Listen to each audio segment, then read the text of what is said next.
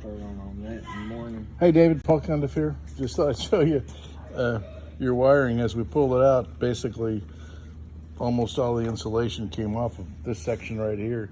Of course, we're going to be replacing your switches. You got a push button, a couple push pulls, horn relay, another push pull, two more push pulls, some instrument lighting. So we'll be replacing all that as well as we go through on your wiring. When we started pulling out the wiring, of course, we discovered just a tiny bit of rot. It didn't take us long to fix, but in this stringer right here, so you see how this stringer is doubled up with a sister. So we've got that all sistered together, and we cut out the rot.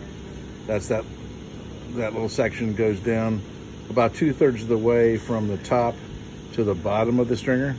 And so we cut all that out, and we put another piece of Douglas fir in there, and then we made a new sister frame and popped that back in place, and that's all done, and we're back on the wiring.